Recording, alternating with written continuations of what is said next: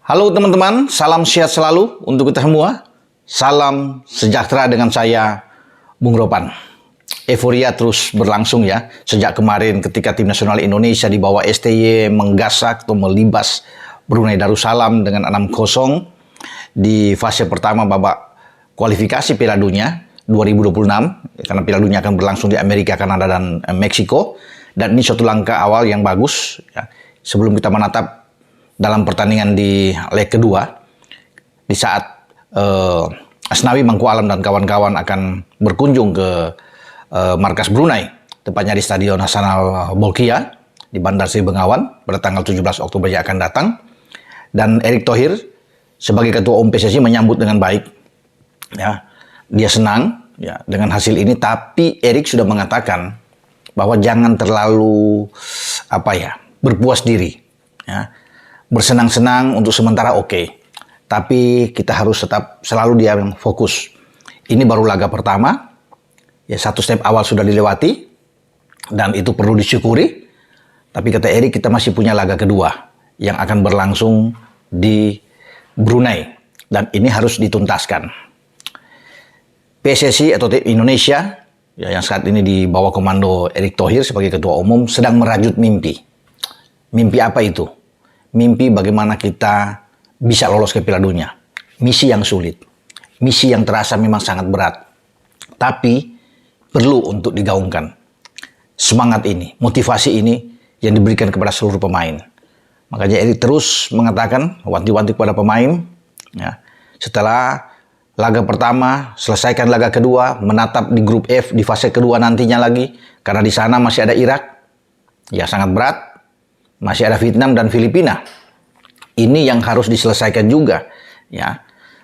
Kita paling tidak harus bisa melewati fase kedua ini ada di posisi kedua, kalau bukan juara. Karena dengan posisi 1, posisi 2 ini akan lolos ke fase ketiga, di mana akan ada 18 tim secara keseluruhan di Asia, untuk bertarung di sana memperebutkan 8 tiket secara otomatis dari Asia untuk lolos ke 2026.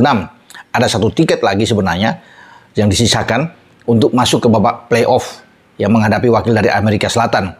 Sehingga Asia punya kemungkinan ada 9 tim bisa lolos. Tapi 8 tim itu sudah digaransi ya oleh FIFA akan lolos. Nah, disinilah Erick mencanangkan ya untuk bisa mengambil kesempatan ya. Tapi harus bisa melewati yang fase kedua tadi. Melewati Irak, Vietnam, Filipina. Tidak mudah dalam hal merajut mimpi itu. Namun dalam sepak bola, segala sesuatu bisa terjadi.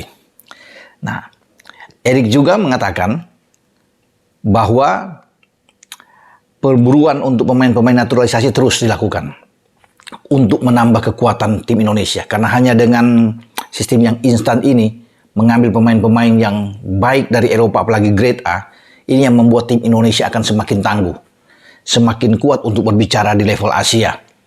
Karena semua tim punya mimpi sama seperti Indonesia. Siapa yang tidak mau untuk lolos ke Piala Dunia?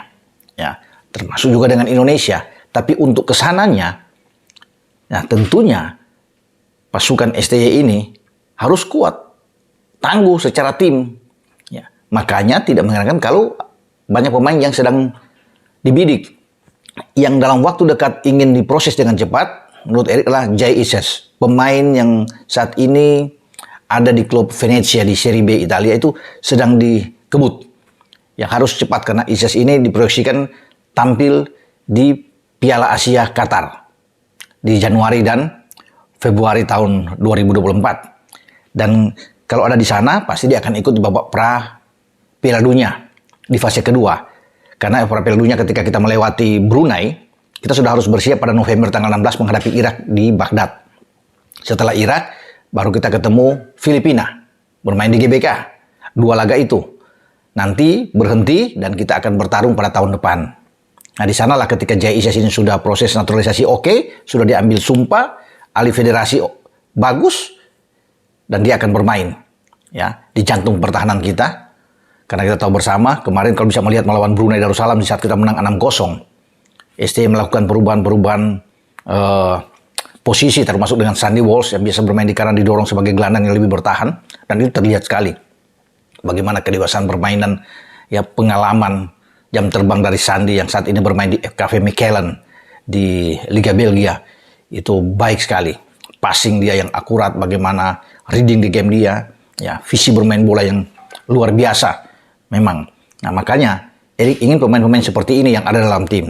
Kalau Jay Isa sudah ada, dan kemarin itu salah satu pemain yang juga dibidik ya oleh pelatih STY untuk diperkenalkan langsung dengan Erick Thohir, karena sebelum ini kan belum ada kontak-kontak secara langsung antara Erick Thohir dan pemain tersebut, yaitu Nathan Chow.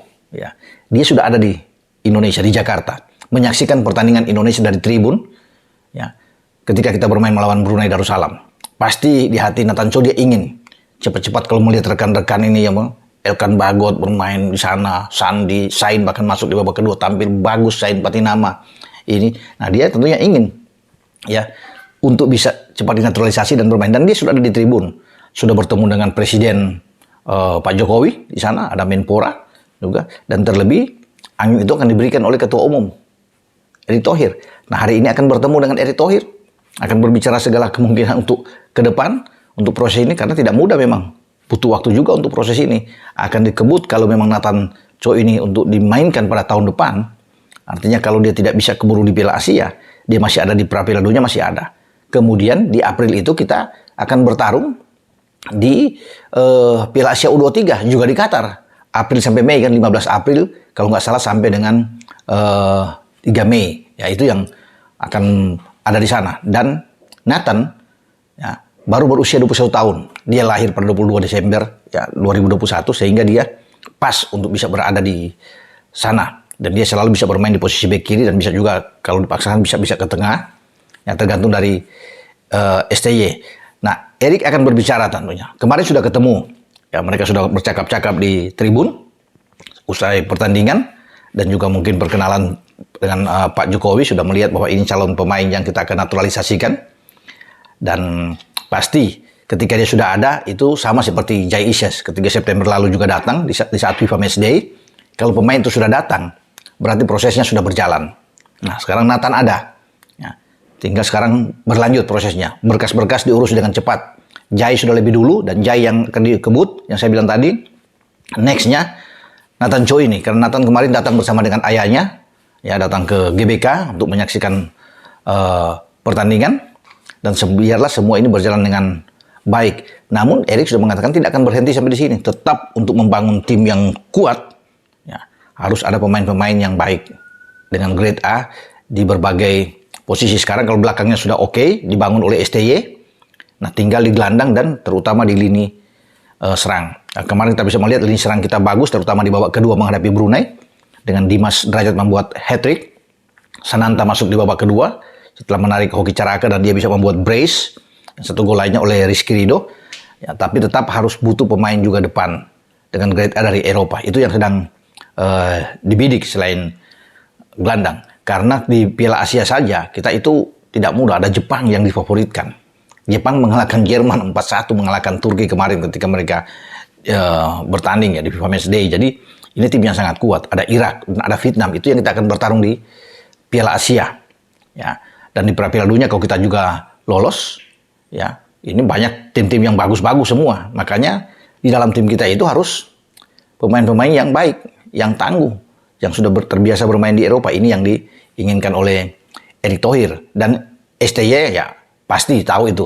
Ini juga kan permintaan dari STY, melihat pemain-pemain mana yang akan diambil ya untuk ditaruh di tim asuhan dia. Karena STY juga punya hasrat yang sama seperti Ketua Umum, ingin membawa tim ini terbang tinggi, tim nasional Indonesia di bawah asuhan dari STY ini, sehingga bisa berbicara, dan kesempatan itu ada saat ini. Ketika banyak pemain-pemain yang naturalisasi ada, karena mereka punya hak juga sebagai orang yang berdarah Indonesia. Kalau Nathan Chow ini kan kakeknya dari Semarang, dari Jawa Tengah, jadi dia pas untuk bisa ada dalam tim. Setelah ketemu dengan Erick Thohir, baru STY akan mengumumkan secara resmi Nathan Chow itu akan direkrut, ya, dinaturalisasikan ke dalam tim nasional Indonesia, sama seperti Jay ketemu juga dengan Erick, baru diproses semuanya. Ya, kalau Jay sekarang kan seperti dalam konten saya sebelumnya sudah sampai ke Kemenkumham, tinggal nanti masuk ke Sekretariat Negara dan akan diusulkan untuk dibahas di DPR Komisi 3 dan Komisi 10 nantinya, dibawa ke sidang paripurna, dan balik lagi untuk turun kepres tanda tangan presiden, makanya akan digejot habis dan ambil sumpah. Itulah proses-proses tahap-tahap yang harus dilalui oleh seorang pemain yang akan dinaturalisasikan menjadi warga negara Indonesia, mendapatkan paspor, KTP, dan setelah dia diambil sumpah, baru ada pengurusan terakhir, yaitu alih federasi. Status dia sebagai pemain sepak bola dari KNVB Belanda mungkin ke Indonesia, ke PSSI. Dan ini yang berkejaran dengan waktu yang semakin dekat. Ini Oktober, tinggal November, Desember, dan Januari itu sudah harus ke Qatar. Di samping harus bersiap-bersiap kalau kita ikut di nantinya, dan sudah pasti saya pikir setelah menang melawan Brunei, kita ada pertandingan leg kedua, kita bisa atasi di sana. Ya, kita hanya butuh draw untuk lolos, dan kalau melihat kemarin kita akan menang lagi melawan Brunei di leg kedua. Kita akan tunggu, dan Jay kita harapkan bisa bermain, termasuk dengan Nathan Cho ini. Tahun depan semoga cepat semua pengurusannya, sambil kita akan menunggu siapa lagi pemain naturalisasi di lini serang yang akan diambil oleh STY dan disetujui tentunya oleh Erick Thohir. Itulah yang kita akan tunggu. Sampai di sini dengan saya, Bung Ropan. Ciao.